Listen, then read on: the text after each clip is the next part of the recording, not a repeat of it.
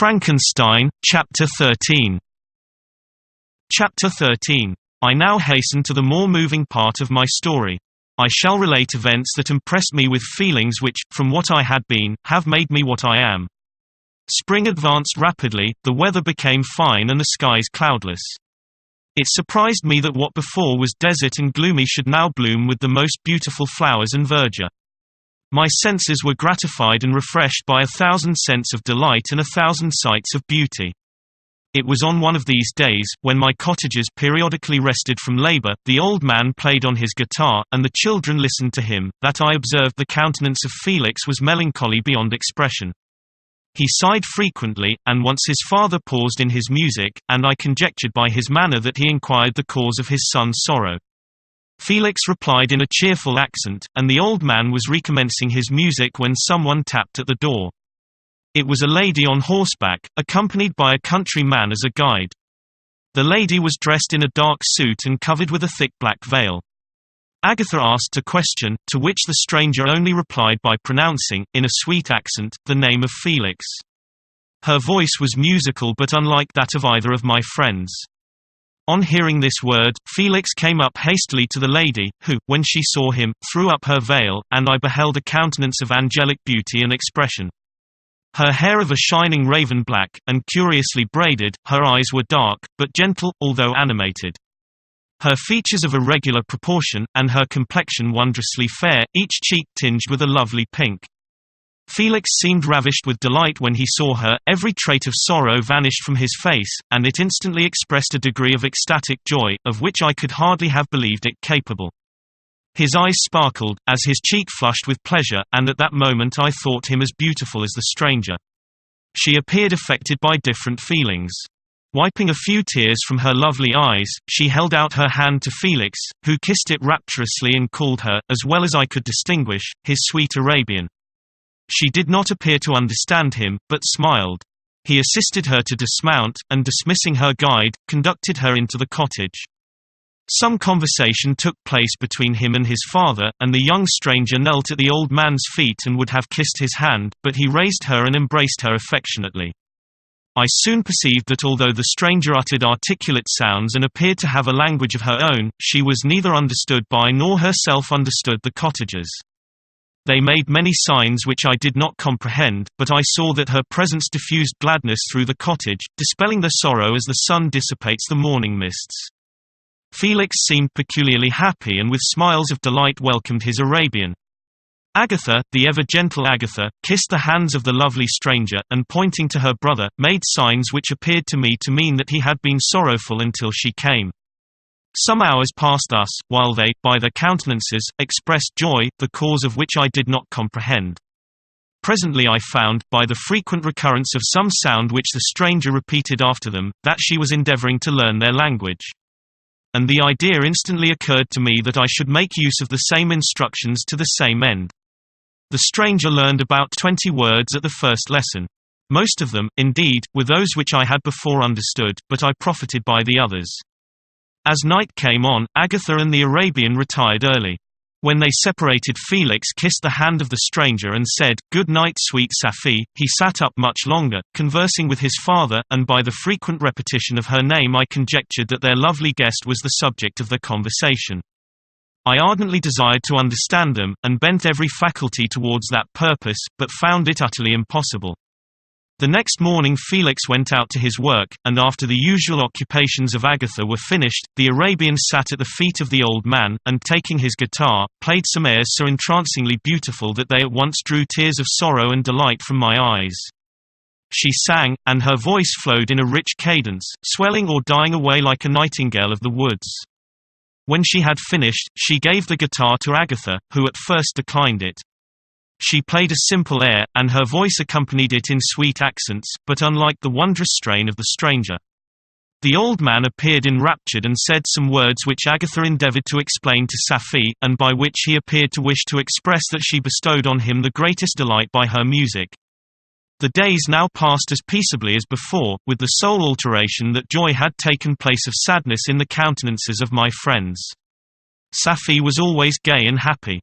She and I improved rapidly in the knowledge of language, so that in 2 months I began to comprehend most of the words uttered by my protectors. In the meanwhile also the black ground was covered with herbage, and the green banks interspersed with innumerable flowers, sweet to the scent and the eyes, stars of pale radiance among the moonlight woods. The sun became warmer, the nights clear and balmy. And my nocturnal rambles were an extreme pleasure to me, although they were considerably shortened by the late setting and early rising of the sun, for I never ventured abroad during daylight, fearful of meeting with the same treatment I had formerly endured in the first village which I entered. My days were spent in close attention, that I might more speedily master the language. And I may boast that I improved more rapidly than the Arabian, who understood very little and conversed in broken accents, whilst I comprehended and could imitate almost every word that was spoken. While I improved in speech, I also learned the science of letters as it was taught to the stranger, and this opened before me a wide field for wonder and delight. The book from which Felix instructed Safie was Volney's Ruins of Empires. I should not have understood the purport of this book had not Felix, in reading it, given very minute explanations. He had chosen this work, he said, because the declamatory style was framed in imitation of the Eastern authors. Through this work I obtained a cursory knowledge of history and a view of the several empires at present existing in the world. It gave me an insight into the manners, governments, and religions of the different nations of the earth. I heard of the slothful Asiatics, of the stupendous genius and mental activity of the Grecians, of the wars and wonderful virtue of the early Romans, of their subsequent degenerating, of the decline of that mighty empire, of chivalry, Christianity, and kings. I heard of the discovery of the American hemisphere and wept with Safie over the hapless fate of its original inhabitants. These wonderful narrations inspired me with strange feelings. Was man, indeed, at once so powerful, so virtuous and magnificent, yet so vicious and base? He appeared at one time a mere scion of the evil principle and at another as all that can be conceived of noble and godlike. To be a great and virtuous man appeared the highest honor that can befall a sensitive being.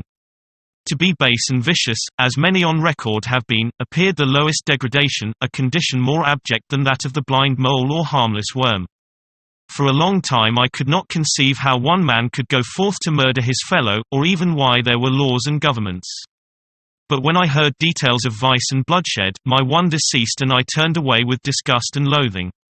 Every conversation of the cottagers now opened new wonders to me. While I listened to the instructions which Felix bestowed upon the Arabian, the strange system of human society was explained to me. I heard of the division of property, of immense wealth and squalid poverty, of rank, descent, and noble blood. The words induced me to turn towards myself.